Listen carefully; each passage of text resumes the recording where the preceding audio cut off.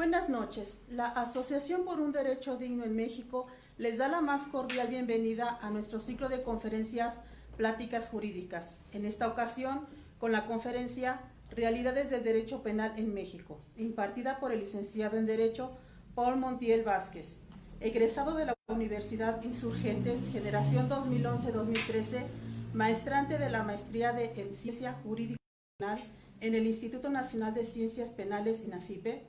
Del año 2013 al 2015, realizó actividades en el Tribunal Superior de Justicia de la Ciudad de México, asignado al Juzgado 19 Penal en el área de ejecución de sentencias. Del año 2015 al 17, laboró para la Subsecretaría de Sistema Penitenciario de la Ciudad de México, asignado al Centro Varonil de Seguridad Penitenciaria 2 en la subdirección jurídica. Abogado postulante predominantemente en materia penal y bajo el sistema procesal penal acusatorio, acompañado por el maestro Odín Parra Santillán, presidente de nuestra asociación, al cual cedo la palabra en este momento para iniciar nuestra plática. Muchas gracias. ¿Qué tal? Muy buenas noches. ¿Qué tal? Muy buenas noches. Muchísimas gracias.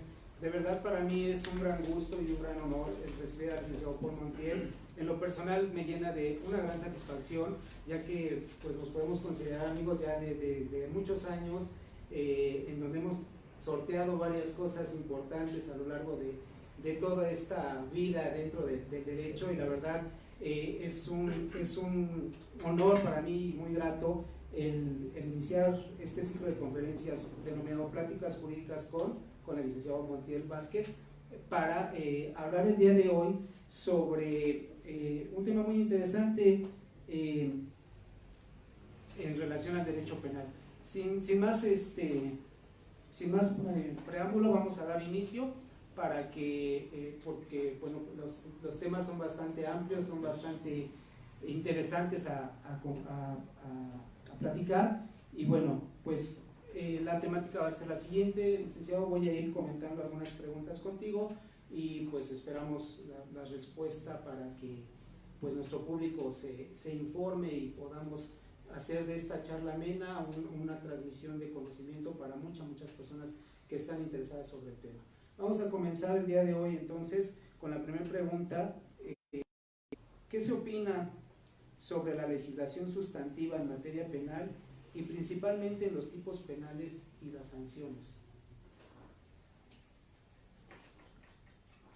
Ok, muchas gracias. Primero que nada, agradecerte, Odín, por la invitación. La verdad es que también para mí es un gran honor estar aquí participando de esta dinámica. Un honor que me invites pues para inaugurar esta sección en la asociación que diriges. Efectivamente corroboro pues la gratitud que siento y la remembranza que haces de nuestras aventuras a lo largo de mucho tiempo. Para quien no conozca, Odín fue mi maestro durante la universidad, hoy somos grandes amigos. Y pues bueno, como bien mencionas, para no hacer más largo esta presentación, entrar al tema. Es una pregunta muy interesante. Tiene muchas acepciones, podemos ver muchas perspectivas, opiniones hay muchas, ¿no?, respecto de la legislación sustantiva en materia penal. Si vemos desde el punto de vista social, podemos pensar que las personas, la gente que vive día a día, tiene una sensación de falla en el sistema, una sensación de injusticia, puesto que se ve cada día situaciones de comisiones de delitos. Volteamos a ver los medios, volteamos a las redes sociales y nos damos cuenta que los delitos se siguen cometiendo día a día. Eso genera socialmente una sensación de desilusión en el sistema, ¿no? Las personas, la realidad es que la mayoría de las personas no cree que esté funcionando el sistema. Sin embargo, pues he de decir pues que no es nuevo y no es algo que sea nacido de este nuevo sistema de justicia penal. A lo largo de muchas generaciones esta situación se ha dado, ¿no? A lo mejor no nos dábamos cuenta porque pues no había tanta difusión. Hoy la criminalización mediática ha sido a tal grado que cualquier medio puede criticar cualquier función del Estado. Entonces, partiendo desde esa perspectiva, la sensación que tiene la sociedad pues es de falla, ¿no? La opinión, si tú le preguntas a tu vecino, si tú le preguntas a tu compañero de trabajo, pudiera pensarse que hay una falla, ¿no? Ahora, desde el punto de vista de una política pública, podemos atender a que la política pública actual está encaminada a utilizar el derecho penal como una respuesta o como la única respuesta a los problemas sociales que tiene nuestro país, ¿no?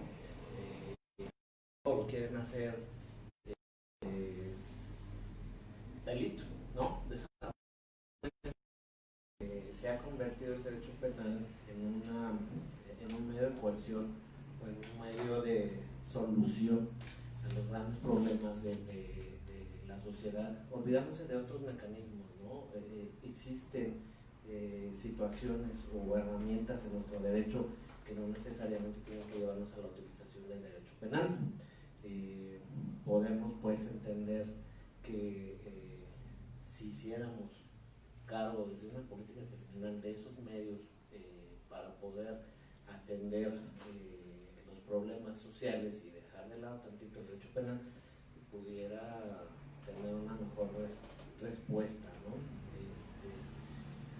Y bueno, ya desde el punto de vista del derecho penal en sí, no podemos olvidarnos que debe ser la última ratio. El derecho penal siempre ha sido la última alternativa o la última solución que tiene una sociedad para resolver un problema. Es un derecho o es un mecanismo de coerción que afecta a tal grado los derechos de las personas que debería ser la última opción que tendría el Estado para resolver un problema.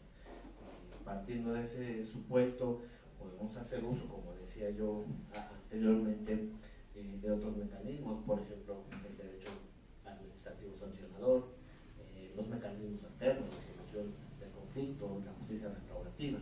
Entonces, podríamos pues pensar que el hecho de hacer uso excesivo del derecho penal, vamos a orillarnos, más que vamos a orillarnos a una situación de falla, ¿no? De pensar una sensación de falla en el derecho penal. Bueno, una falla, ¿en qué sentido? En la cuestión de los tipos penales por la construcción de cómo se viene dando la legislación, o radica directamente en el punto de las sanciones. ¿Qué tiene mayor peso en este sentido? La cuestión del tipo penal, a partir de la legislación que se construye, o las sanciones que quedan cortas, que no se aplican, con independencia también, como hacías mención, en el aspecto de que pues prácticamente el sistema está creado para un mecanismo alternativo de solución, ¿no? O sea, la idea es pues que la parte sancionatoria sea lo último en lo que se está pensando, y tal vez eso ha mermado un poco esta concepción que se tiene de derecho penal, o tal vez esto es lo que nos ha llevado a que la sociedad tenga esa perspectiva pues de que no se cumple con la meta. Sí, mira, yo creo que va en una situación de ambas cosas, ¿no? No nada más la pensión, la pena o la creación de tipos penales o la grabación o la calificación de conductas que ya existen, ¿no? Es un error. Yo considero que no soluciona nada el hecho de implementar o incrementar las penas o implementar nuevas modalidades para calificar una conducta, ¿no? Tenemos un ejemplo en la Ciudad de México, ¿no? Se han dado situaciones respecto al robo, por ejemplo, a un punto en el que hemos llegado desde mi punto de vista a absurdos como calificar el robo de un celular, ¿no? Agravarlo. O sea, al final del día el robo es un robo. El robo es el apoderamiento ilícito, ¿no? Sin la autorización y generalmente por otorgante la posesión o la propiedad de un bien. Entonces, no encuentro el sentido de agravar una pena y estadísticamente pues tampoco se ha disminuido el delito, ¿no? Yo creo que debemos optar por utilizar los mecanismos alternos, por utilizar otro tipo de salidas, ¿no? Insisto, a lo mejor tenemos el derecho administrativo sancionador. Un ejemplo claro de este tema, yo te puedo decir, sin el afán de establecer un ejemplo en particular, tratando de ser o generalizar en este sentido, a mí de nada me sirve como parte de la sociedad, como miembro de la sociedad, tener 70 años en la cárcel a una persona, porque el proceso de reinserción no se va a dar. O sea, normalmente entendemos que si una persona puede ser sujeto de derecho penal a partir de los 18 años, no se piensa que a los 18 años le ponen una pena de 70 años, va a salir a los 88 años de edad, ya no va a servir, o sea, no tiene una finalidad. Entonces, ese tipo de aplicación o de incremento en las penas simplemente va para ciertas conductas que efectivamente pueden lesionar un bien jurídico tutelado de grande valía, pero no para conductas que pueden resolverse de otra manera, ¿no? Otro ejemplo yo podría mencionar, pues a mí de nada me sirve tener a un exgobernador en la cárcel 8 años, cuando no va a regresar lo que se llevó, no va a regresar el desfalco, y después de esos 2 años va a estar en su casa de campo disfrutando de sus acciones penales. Entonces, yo creo que otras alternativas serían lo ideal. Sí, efectivamente, con el ejemplo que muestras de los 70 años, pues nos queda claro que el sistema no es encaminado a la reinserción en ese sentido. Pero bueno, es muy amplia la pregunta en ese sentido. Para efectos de tiempo me gustaría pasar a la siguiente pregunta, y por supuesto se van a ir concatenando a lo largo de la charla. Todo esto se va a ir concatenando porque la idea es que se centre todo a una sola temática de interpretación por parte tuya, ¿no? La siguiente pregunta sería, ¿qué opinas del sistema procesal penal acusatorio comparándolo con el sistema inquisitivo en ese sentido, ¿no? O sea, ¿cuál sería tu comparativo entre el sistema procesal penal acusatorio y lo que nosotros conocimos también como lo que era el sistema inquisitivo, ¿no? que tenía sus bemoles, por supuesto? Sí, gracias. Mira, complementando, antes de tomar esta respuesta, complementando un poquito la anterior, considero también que debemos tener una estrategia de modernidad en el sistema penal, ¿no? Debemos constantemente tener la evolución de los nuevos criterios, de las nuevas teorías, de la modernidad que también tenemos como sociedad, ¿no? Partiendo de ese supuesto y complementando, pues ya contestando ahora sí a la pregunta que me acabas de hacer, ¿qué opinión me da o qué puedo comparar de esos sistemas? Evidentemente no me quedaría más que ensalzar las virtudes del nuevo sistema de justicia penal, puesto que, contrario a lo que se refiere en muchos medios como la puerta giratoria, muchas opiniones sociales como la puerta giratoria, la realidad es que plantea un sistema más parejo, ¿no? Un sistema en el que podemos hacer ejercicio las partes técnicas de los derechos que no son nuevos, ¿no? O sea, son derechos, por ejemplo, del imputado que ya estaban contenidos desde el sistema anterior. Pero el problema es por qué no se aplicaba, ¿no? O sea, aquí la pregunta maravillosa es, si ya existían, ¿por qué no se le había dado el énfasis que se merecía, ¿no? Exactamente, y es que ya se encontraban, simplemente, pues, las partes técnicas estaban en una cuestión muy rutinaria, ¿no? Ese sistema anterior ya se había vuelto una rutina en donde muchos pensábamos, o en el litigio creíamos que el auto de formar prisión era una sentencia anticipada, porque pues ya estaba citado por el delito cuando Lo único que faltaba ya nada más era acreditar la responsabilidad plena, porque probable ya estaba, ¿no? Entonces, el nuevo sistema hoy plantea un terreno más parejo, ¿no? Un sistema de competición entre las partes. Y me voy a pensar, entonces, los principios, ¿no? Los principios son la base importante de este nuevo sistema de justicia penal, y primeramente resaltaría el principio de mediación, ¿no?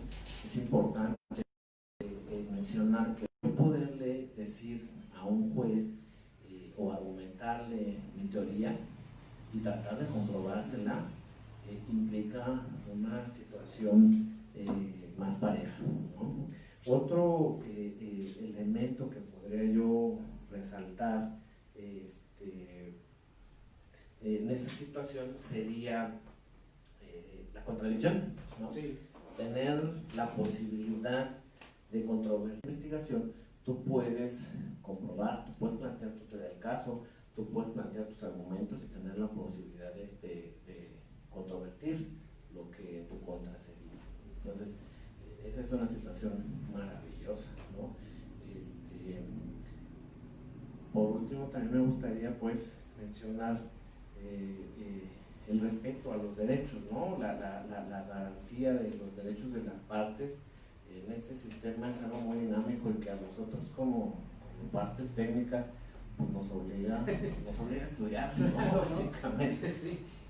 Y de hecho eso es lo que nos anclaría a nuestra siguiente pregunta, ¿no? Acerca de los derechos y obligaciones de las víctimas y ofendidos, en este sistema, ¿no? O sea, esta parte interesante en donde a partir de los principios tengo entendido o creo que surge esta parte de derechos y obligaciones para víctima o ofendido, e incluso los derechos y obligaciones que también el sistema les da al imputado. Esta parte interesante de anclamiento que debe de existir entre los principios procesales que surgen a partir de este sistema y la forma en cómo se deben de anclar a partir de los derechos que se tiene como víctima, los derechos que se tiene como ofendido, pero también los derechos que renacen o que tienen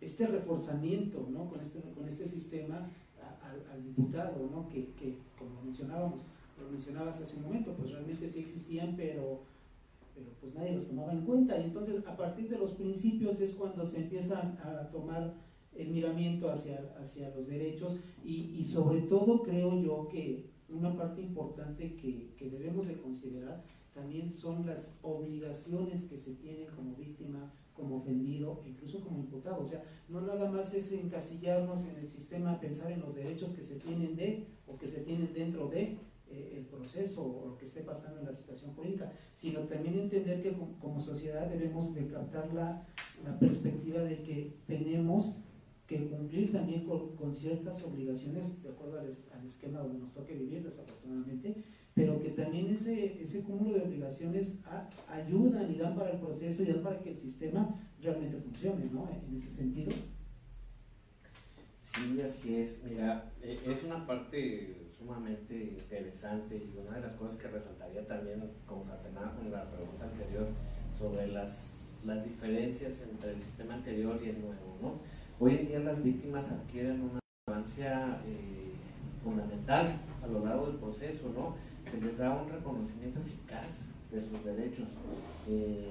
Nace una figura técnica que respalda los derechos de la víctima, ¿no? Nace la figura del asesor jurídico, que efectivamente tiene que ser una persona capacitada técnicamente para poder representar los derechos de la víctima, para poderle hacer saber las obligaciones que la víctima tiene, ¿no?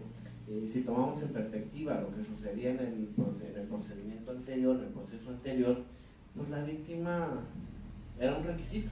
Yo podría describirla de manera muy coloquial como un requisito, ¿no? ¿Cuál era el requisito? Pues la denuncia o la querella, para poder integrar la averiguación previa y en el mejor de los casos poder convertirse en una prueba la víctima, ¿no? Nada más, pero realmente no había situación que pudiera ir más allá de, ¿no? Sobre de quién recaía esa responsabilidad de representar a la víctima en el sistema anterior, pues sobre el Ministerio Público, y el Ministerio Público bastante tenía con investigar el hecho o el delito, porque en realidad lo que investigaban antes eran delitos, y se olvidaban un poco o mucho de la víctima, ¿no? Hoy en día la víctima adquiere una calidad especial durante el proceso, es un actor fundamental durante el proceso, y realmente podrías tener claro que a través de un asesor jurídico ese derecho se puede hacer valer de la víctima. Es importante, es fundamental la participación de la víctima, incluso para poder cambiar la imagen que se tiene del sistema, ¿no? Incluso es una obligación. Yo considero que incluso es una obligación ya el participar, ¿no? En calidad de víctima o ofendido. Yo creo que ya es importante, como una obligación, estar presente dentro del procedimiento, sí, o de la investigación, dependiendo del caso, ¿no? Sí, de hecho, esa parte es la siguiente a resaltar, ¿no? Es importante hacer saber que la víctima es una pieza de tal fundamento durante el proceso que incluso su inasistencia al mismo puede resultar en una situación de impunidad. Te pongo un ejemplo, ¿no? Sí. O sea, llegamos a una etapa de juicio en donde la víctima está como un órgano de prueba llamado a aportar un hecho, el hecho de que fue víctima, ¿no? La conducta en específico, ¿no? Y no se presenta, pues no va a haber un órgano de prueba que condene la conducta. Es decir, si a mí me robaron y yo no voy al juicio a decir que fulanito me robó, la forma en que me robó, pues seguramente fulanito va a salir libre. Entonces, no es, insisto, que el sistema sea la puerta giratoria, es simplemente que todos tenemos que tomar las obligaciones que como miembros de la sociedad nos lleva. O sea, no puedo ser víctima y refugiarme nada más en una capa de sufrimiento, no, tengo que cumplir con mis obligaciones de víctima. Entonces, sí, es importante hoy la participación. Sí, para que verdaderamente el procedimiento o la investigación se cumplan, ¿no? Como están marcados en los cánones que señala la ley, en esos elementos que señala nuestro Código Nacional, bueno, pues la participación de la víctima debe de ser de peso, de un peso específico bastante importante para que verdaderamente se cumpla y no tengamos esta visión ante los medios, ante la sociedad de que es que la puerta giratoria, es que el juez lo dejó libre, ¿no? O sea, esa frase tan escuchada en los medios de que es que el juez lo dejó libre, y tú te pones a pensar como abogado y dices, oye, espérate, el juez no creo que haya tenido la culpa si hubo una cierta deficiencia o una desobligación por parte de la víctima, por parte del ofendido, por parte del Ministerio Público incluso, o no sé, o sea, no nada más cerrarnos a la idea de que el juez fue el que falló, sino pues puede haber sido un fenómeno multifactorial en ese aspecto, ¿no? Y bueno, un poco acerca, quisiera que nos comentaras un poquito acerca también sobre estos derechos y obligaciones del imputado, ¿no? En esta parte que nuestro código lo describe perfectamente bien, pero que a veces es importante ejemplificar y platicar acerca de la práctica que llevamos en el día a día para ver que esto verdaderamente se cumple, ¿no? En ese aspecto. Sí, mira, como comentábamos hace un ratito, no es que los derechos del imputado no estuvieran, ¿no? Siempre han estado y siempre han estado contenidos en el 20 constitucional, ¿no? Sin embargo, no era una aplicación real en el sistema anterior, era todo muy mecanizado, era una situación muy burocrática en donde, como te decía, ¿no? Teníamos ese hecho de que el auto de formar prisión era prácticamente una sentencia anticipada.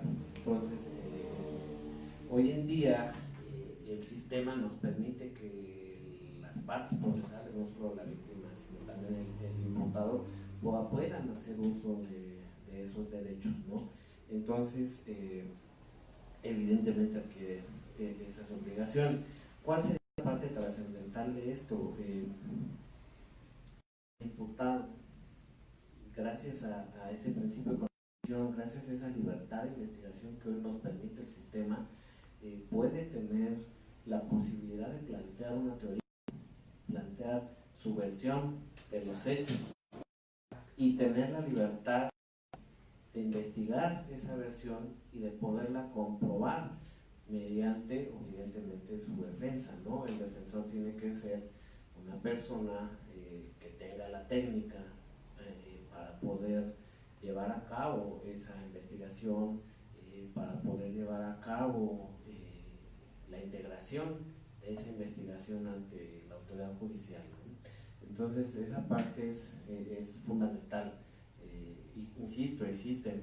Ahora, partiendo de ese derecho, con un derecho nace una obligación también. Si yo tengo como defensor la obligación de representar los intereses de una persona imputada, establecer una teoría de caso, pues adquiero la obligación de comprobarlo. El mecanismo ahí está. El Código Nacional de Procedimientos Penales me establece una libertad de investigación y entonces yo tengo la obligación de llevarla a cabo, no solucionar todos los asuntos por procedimiento abreviado. O sea, hoy en día muchos abogados optan por esa situación cuando hay cosas que se pueden llevar a juicio y para una mejor impartición de justicia, ¿no? El procedimiento abreviado simplemente es una forma de terminación anticipada cuando realmente no hay nada que hacer en el proceso, pero cuando se puede defender un asunto pues hay que llevarlo. Entonces hay que hacer ejercicio de esas obligaciones que tenemos, hacer uso de esos derechos que el imputado tiene en el sistema. Sí, el procedimiento abreviado debería de ser nuestra última opción como abogados defensores, ¿no? En ese sentido, o sea, deberíamos de considerar el juicio abreviado ya como la única opción o la última opción antes de hacer un análisis mucho más profundo y mucho más completo para ver si es posible una adecuada defensa, un verdadero procedimiento de defensa que te lleve a la comprobación de la inocencia de quien está siendo imputado en ese momento, ¿no? Yo también coincido en esa parte. Es muy importante resaltarla, que sí, el juicio abreviado debería ser lo último que deberíamos de pensar cuando estamos realizando una defensa. Yo creo que es como el último pensamiento que debe llegar a nosotros en ese sentido. Y bueno, hace rato también lo comentábamos, ¿no? Para poder pasar a la siguiente pregunta, en el sentido del trabajo ministerial en este sistema. El trabajo ministerial ha cambiado mucho, ha sido modificado, ha tenido una trascendencia de mayor peso y de una forma de trabajo muy distinta a partir de este sistema procesal penal acusatorio, ¿no? Creo que la figura del Ministerio Público y el carácter o la visión que se tenía del Ministerio Público en el sistema inquisitivo también tuvo que cambiar, también tuvo que evolucionar. No sé si para bien o para mal, pero sí se tiene que ver con otra visión distinta, y me gustaría que nos comentases un poco acerca de esa parte. Sí, anticipando Sí, la sorpresa, he de decir que para bien, ¿no? Tengo muchos amigos del Ministerio Público, ¿sí? Y no es porque hable mal de ellos, no. O sea, la realidad es que la figura del Ministerio Público cambió para bien. Las facultades que le otorga el Código Nacional de Procedimientos Penales son muchas, las obligaciones que le otorga el Código Nacional de Procedimientos Penales son muchas también. Sin embargo, ya desde un punto de vista práctico, desde un punto de vista formal, el Ministerio Público cambió su función. Como comentábamos hace un ratito, dejó de investigar delitos, que eso es algo fundamental. El Ministerio Público debe olvidarse de investigar delitos. Su función es investigar un hecho, ¿no? Entonces, partiendo de ese supuesto, el Código Nacional, el sistema de justicia penal acusatorio, le otorga entonces la obligación de ser objetivo, de ser ético en su investigación, de ser eficaz en su investigación. ¿Qué quiere decir esto? El Ministerio Público está obligado a investigar todas las líneas que un hecho le lleve, todas las líneas de investigación, tanto las que ayuden a su imputación como las que puedan ayudar al propio imputado, claro, al punto que si el Ministerio Público, dado un deber de lealtad, dado ese deber de objetividad, encuentra en el desarrollo de su investigación la inocencia de la persona que imputa, tendría que desistirse, claro, tendría que sobreseer entonces su imputación, o en su caso poner a disposición todas esas líneas de investigación de las partes técnicas para que ellos hagan lo que su derecho corresponda, ¿no? Entonces, ese es un punto muy importante, ¿no? Respecto al cambio de la figura del Ministerio Público. Ese nivel de objetividad es trascendental. Hoy en día te puedo decir que la mayoría, que existen algunas limitaciones legales en su función, ¿no? Hay acuerdos dentro de las propias procuradurías que limitan a un agente o a un servidor público, hablo de la persona, para poder tomar una determinación, ¿no? Tienen que pedir autorizaciones a sus superiores y sus superiores a su vez a los superiores. Creo que esa es una limitante nada más que sí se puede resolver de alguna otra manera, porque al final del día pues la ley nos da esa posibilidad, ¿no? Fuera de ello, creo que este público ha cambiado mucho de manera muy positiva, para bien y como un actor fundamental en el proceso. Sí, por eso decía yo, han evolucionado, ¿no? Han tenido que crecer en muchas perspectivas y bueno, también esta limitante burocrática que no les permite, creo yo, ese desenvolvimiento personal como el que pudiera tener, por ejemplo, el asesor jurídico o como el que puede tener el asesor, ¿no? Ahí sí yo creo, bueno, tienes un desenvolvimiento mucho más consciente, mucho más activo de actuar dentro de todo el sistema, ¿no? Y en el Ministerio Público no, el Ministerio Público todavía está cuadrado a lo que la institución le marque. Efectivamente, el Ministerio Público, hablando de él como persona, ¿no? O sea, todavía se tiene que cuadrar mucho o encuadrar mucho a los requisitos burocráticos, administrativos, pues porque al final del día pues es un ente de carácter administrativo en ese sentido, ¿no? Entonces, ese paradigma lo limita y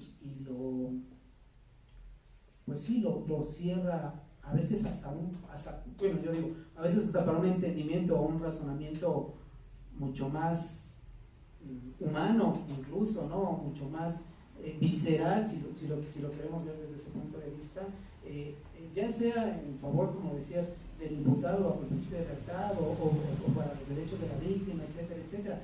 Sí se debería de trabajar un poquito más en esa parte humana del Ministerio Público, pero no como institución, sino hablando desde el punto de vista del personal, ¿no? O sea, el personal debe de tener esa capacitación humana, esa capacitación psicológica no limitada por una institución y que le permitiera tener un mejor desarrollo, un mejor trabajo, ¿no? Sí, mira, más allá que la cuestión de capacitación, porque pues capacitación se da mucho respecto del sistema, y yo he tenido oportunidad de estar con agentes del Ministerio Público montados en las audiencias, y tienen la capacidad, tienen el conocimiento. Yo creo que hace falta más que capacitación, la confianza, ¿no? Las instituciones deben confiar en las funciones que están haciendo sus servidores públicos, ¿no? Por ejemplo, es difícil hoy en día que tú vayas a una agencia del Ministerio Público y logres tramitar con un agente del Ministerio Público que usted dé oportunidad, o pedir una libertad porque el hecho que se está investigando no amerita prisión preventiva oficiosa. ¿Por qué no lo hacen? Porque se piensa que se están haciendo actos de corrupción, porque se piensa que están haciendo situaciones que son contrarias a la ley, y los propios agentes del Ministerio Público te lo dicen: yo no quiero tener problemas, mira, mejor lo judicializamos y que el juez lo saque. Sí, y que se reflejan ante la sociedad. O sea, si el Ministerio Público se atreve, se reflejan inmediatamente en la sociedad, y creo que ese es el temor que en un momento dado pueden llegar a tener, ¿no? Y por eso no lo hacen. Así es. Entonces, insisto, yo creo que hace falta un poco más de confianza en las instituciones. En sus servidores públicos son buenos, la verdad es que son buenos. Yo personalmente te puedo decir que en el ejercicio de mi función, en el ejercicio de mi litigio, pues no he visto ya actos de parte de los jefes del Ministerio Público, ¿no? Actos de reserva en su criterio por temores a represalia, ¿no? Entonces ha sido esa situación.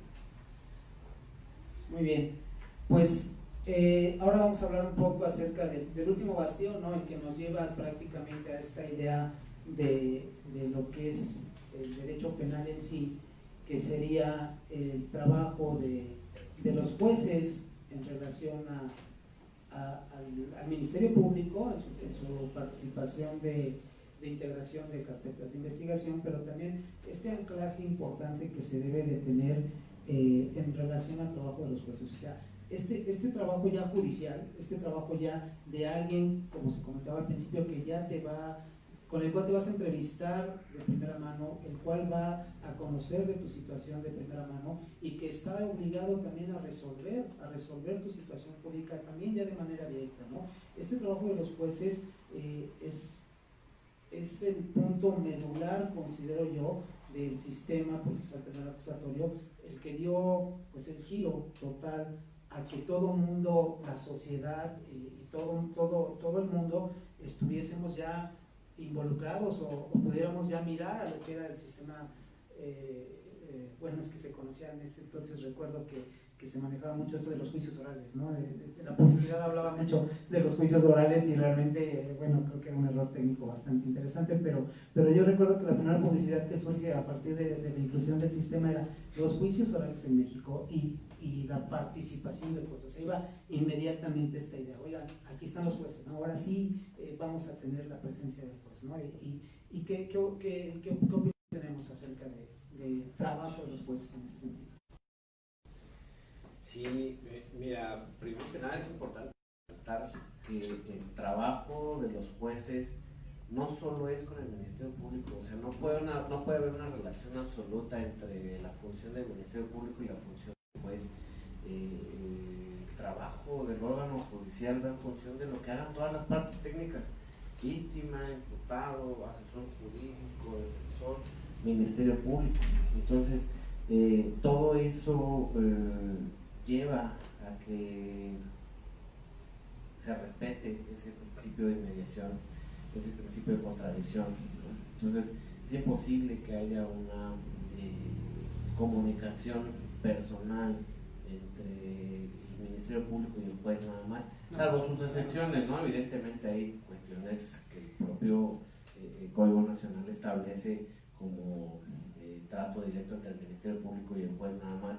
Y estoy hablando, por ejemplo, en situaciones de órdenes de aprehensión, órdenes de cateo, ¿no? Solamente esos actos pueden llevarse exclusivamente entre el Ministerio Público y el juez.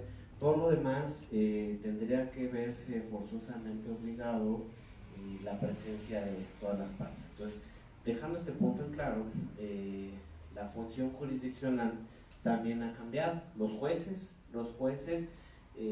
ya no tienen ahorita que dar preferencia a una parte, tienen ahora sí una efectiva forma de respetar ese principio de imparcialidad y resolver lo que sea que tengan que resolver conforme a lo que las partes argumenten, ¿no? No puede hacerle completamente caso a la gente del Ministerio Público si la gente del Ministerio Público no tiene datos de prueba o medios de prueba o pruebas que puedan convencer su teoría o su postura.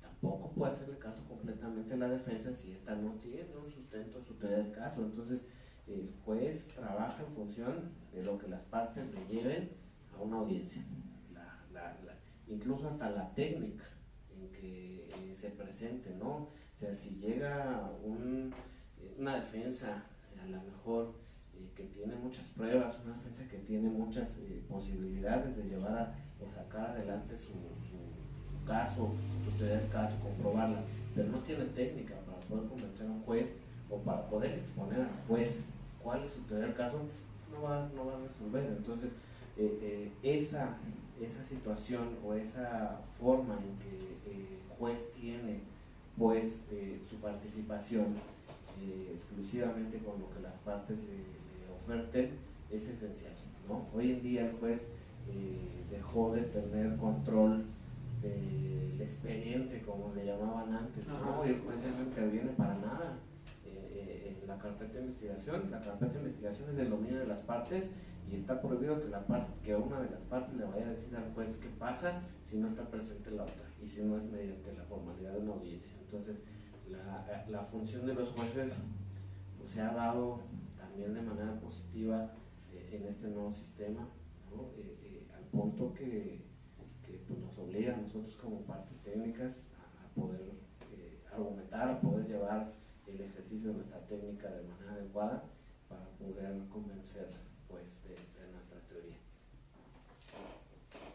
Sí, claro, sí, no, de hecho yo me refería a esa parte precisamente cuando yo hablaba de relación, tal vez quise decir anclaje entre el trabajo del Ministerio Público y lo que debe de ser el trabajo del juez, ¿no? que desde luego tiene que ser de manera libre, bueno, perdón, totalmente autónoma e independiente, precisamente para que se rompa ese paradigma de confabulación que existía antes entre el juez y el Ministerio Público, en donde sí, literal, las cosas se arreglaban en lo oscurito, ¿no? O a la vuelta de la esquina y se podía prestar a miles de cosas positivas o negativas, por supuesto, en ese sentido, y ahora ya no, ahora ya el hecho de que exista una audiencia y que además cada audiencia tenga que cumplir una etapa, un proceso específico de desarrollo bajo una técnica específica en la cual todos estamos obligados a conocerla, o sea, todos los partícipes dentro de esa audiencia debemos estar obligados a conocerla para que entonces sí se pueda cumplir con el trabajo del sistema para que funcione, ya sea en pro de la víctima, ya sea en pro del propio imputado o de pues no quiero decir del valor de la justicia porque sería meternos en un rollo terrible, pero sí por lo menos de que se cumpla el debido proceso, ¿no? Pero el debido proceso para todos, no únicamente para una de las partes o para beneficiar a unos y perjudicar a otros, sino que se cumpla el debido proceso para todos los interesados dentro de él. Sí, exactamente, en ese aspecto. Y bueno, nos queda poco tiempo por ahí, me comentan que tenemos un poquito ya de tiempo, creo que nos podemos ampliar un poquito más, no habría ningún problema. Irnos por otros minutos más no habría ningún inconveniente por el tiempo del licenciado ni por el tiempo de transmisión, entonces para no ir con carreras y deprisa, pues vámonos como llevamos pactado el desarrollo de la plática. Y bueno, ahora me gustaría que entráramos a otra temática ya un tanto cuanto diversa, pero que tiene que ver también con lo que estamos comentando, acerca de que si existen rezagos, ¿tú cómo lo calificarías? ¿Existen rezagos o conflictos, o rezagos y conflictos en materia de derechos humanos? O sea, ¿cómo andamos en cuestión de derechos humanos? Para, digamos, de alguna manera ir cerrando toda esta temática de lo que hemos venido conversando y llevarlo al plano de lo que también ha sido de suma importancia en los últimos años, ¿no? Que son y que también ha sido publicitado también ya desde hace mucho tiempo, que ahora todo el mundo habla de derechos humanos, pero en realidad, hablando de nuestro tema, hay rezagos, hay conflictos, sí se dan, no se dan, o sea, de verdad, sí, ahí sí me gustaría mucho escuchar tu opinión en lo personal, porque sé que también es un tema bastante amplio, del cual conoces bastante, ¿no? En ese sentido. Sí, gracias. No, yo creo que no hay rezagos en materia de derechos humanos, menos en el sistema de justicia penal. No los hay porque nuestro Estado mexicano ha sido puntual, incluso me atrevería a decir que de manera excesiva, ha firmado un montón de tratados internacionales en materia de derechos humanos que nos obliga pues a homologar nuestra legislación a esas corrientes de derechos humanos, ¿no? Me refiero a tratados internacionales porque hoy en día es el eje rector de los derechos humanos, ¿no? La comunidad internacional, los derechos que se generan dentro de las comunidades internacionales son los que van rigiendo a su vez el derecho interno, ¿no? Si nosotros como Estado mexicano firmamos un tratado internacional en materia de derechos humanos, nos obligamos como Estado mexicano a homologar nuestra legislación al respeto irrestricto de esos derechos humanos, ¿no? Partiendo de ese supuesto, decir de nueva cuenta o reiterar que ahorita no existe un rezago. Sin embargo, esto no puede interpretarse como un hecho que siempre va a ser así, porque mientras más evolucione el derecho internacional, mientras más se amplíen los catálogos de derechos humanos, pues más vamos a estar obligados a homologar nuestra legislación, a respetar. Tan no existe ese rezago o tan no existe ese conflicto que nuestra propia Constitución establece en el artículo primero. Pero tipo, déjame interrumpirte porque creo que es importante, perdón, déjame salir un poco el protocolo y romper esta idea, porque aquí sí yo tengo una situación importante que preguntarte. Esta idea de que estemos plagados de tratados internacionales en materia ¿no de alguna manera sesga también nuestra soberanía en el desarrollo de todo esto? ¿No consideras tú que la soberanía interna se ve maltratada a partir de tener que cumplir con tanto tratado internacional? Es interesante la pregunta, es que, de verdad, pero me gustaría decir que no. Me gustaría decir que no la sesga, porque estamos hoy en una era, en una etapa en donde los derechos humanos son la parte fundamental, ¿no? El respeto a los derechos humanos debe preponderar siempre en cualquier sistema político y de derecho. Entonces, nuestro Estado mexicano, vivimos en un Estado social democrático y de derecho, ¿no? En un Estado de derecho, y todo el derecho que se jacte de ese Estado de derecho es respetar derechos humanos. Entonces, como te comentaba hace un ratito, tan es así que nuestra Constitución, en el artículo primero, establece la obligación del Estado mexicano de respetar cualquier derecho humano contenido en la misma Constitución y en tratados internacionales. Entonces, no podemos anteponer la soberanía de un Estado, como figura, a el derecho de una sociedad, ¿no? Entonces, los derechos humanos deben respetarse a las personas, son de las personas y el Estado se debe a las personas. Por eso es que el Estado está obligado, pues, a respetar esos derechos humanos. No puede violentar la soberanía de un Estado el hecho de que ese Estado le reconozca derechos humanos a su ciudadanía o a su población. Entonces, no es una cuestión de soberanía, es una cuestión de obligación, es una cuestión que se tiene que llevar en todo Estado que se jacte de ser un Estado de derecho, ¿no? Entonces, regresando a la parte principal de la pregunta, sí, claro. Sí. Yo me atrevería a decir de una forma muy personal que no existe una deficiencia, no existen rezagos ni conflictos. Lo que sí existe es una falta de uso de esos derechos, aplicándolos, si tú quieres, al sistema de justicia penal.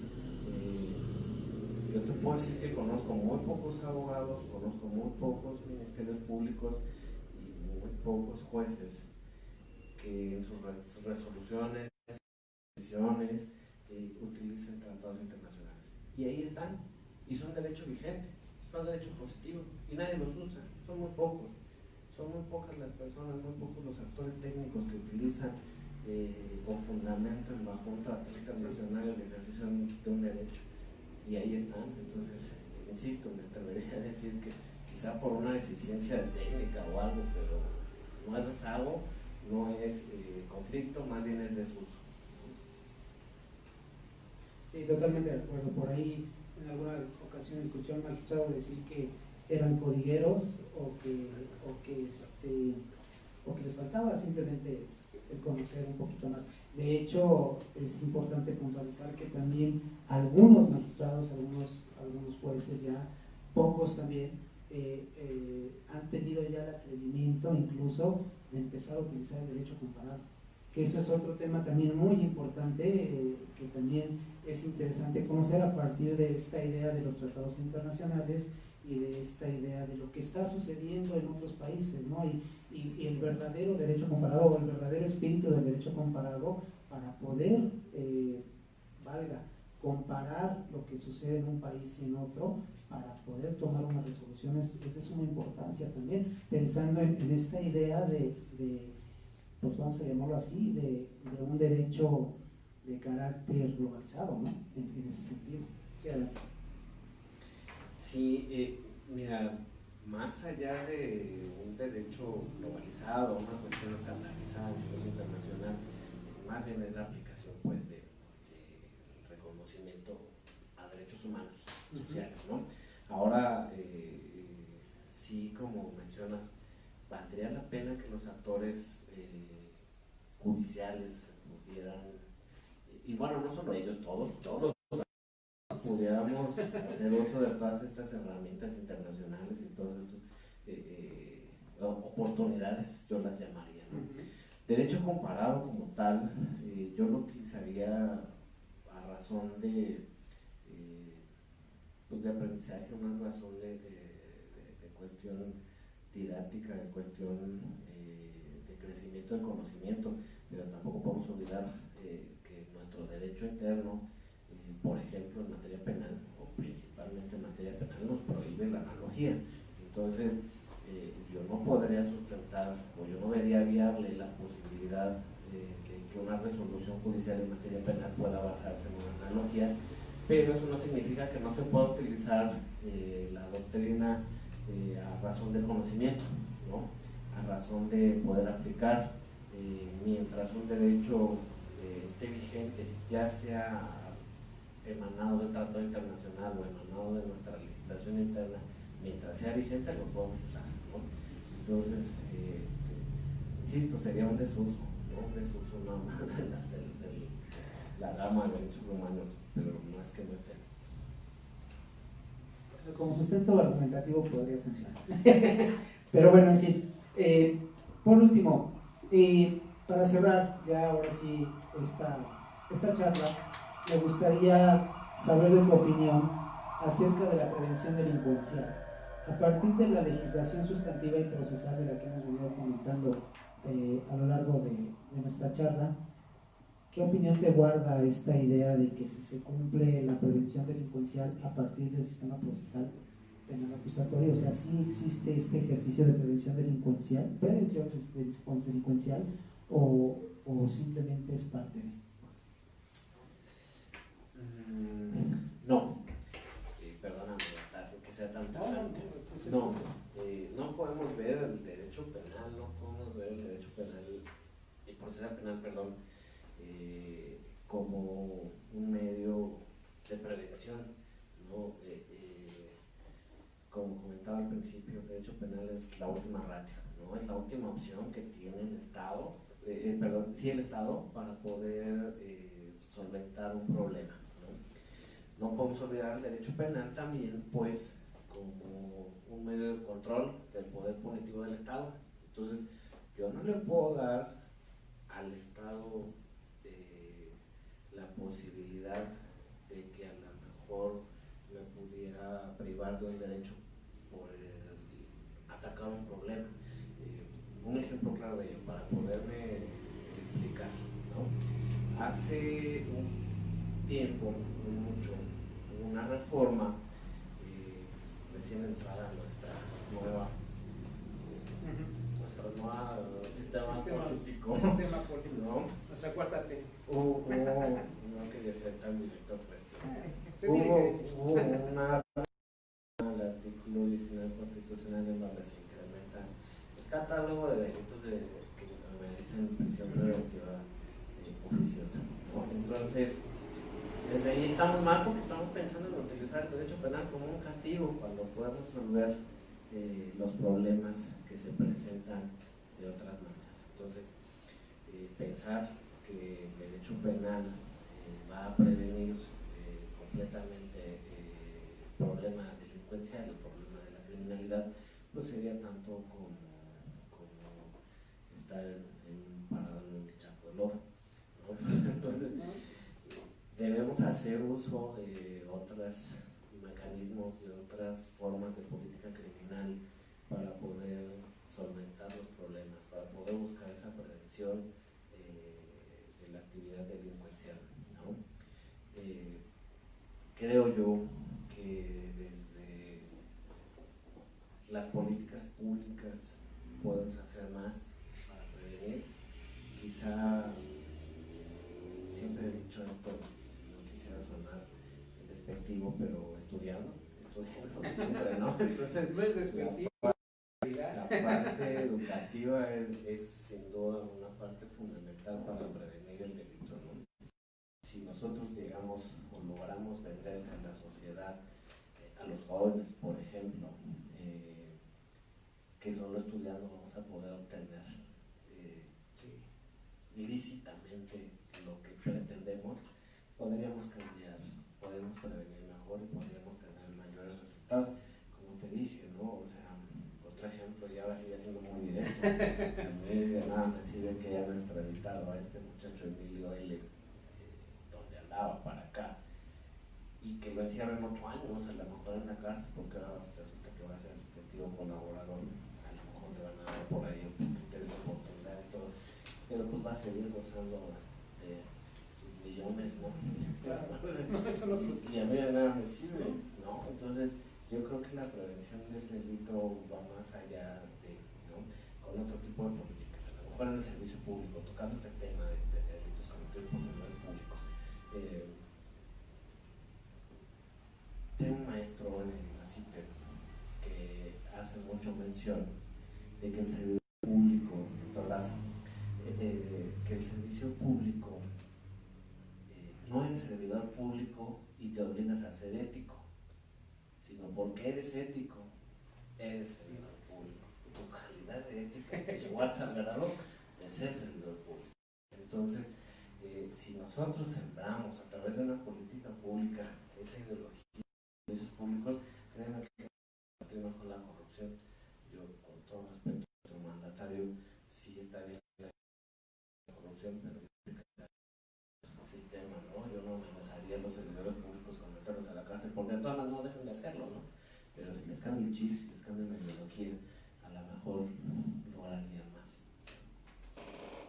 Sí, efectivamente, el marco de la preparación y de la enseñanza y el conocer más para que podamos verdaderamente aplicar este sistema o cualquier otro que venga o todas las modificaciones necesarias, pero sí efectivamente partiendo de la idea de la preparación.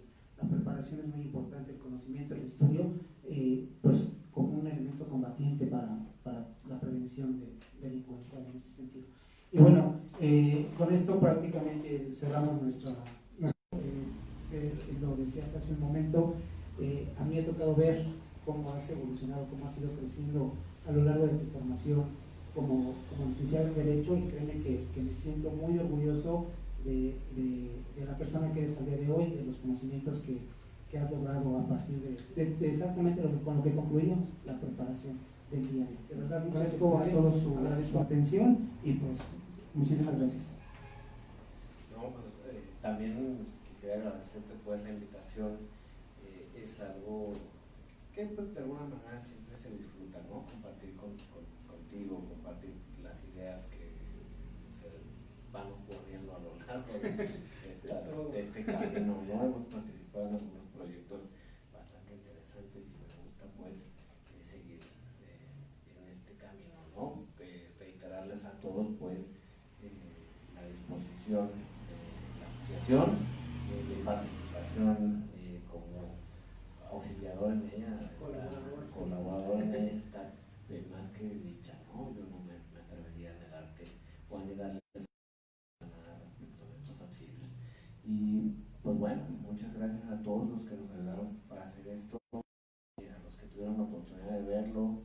Si no surgieron dudas ahorita, pues yo creo que en la página de la asociación pueden hacérmelas llegar posterior si alguien necesitara a lo mejor que aclare un tema.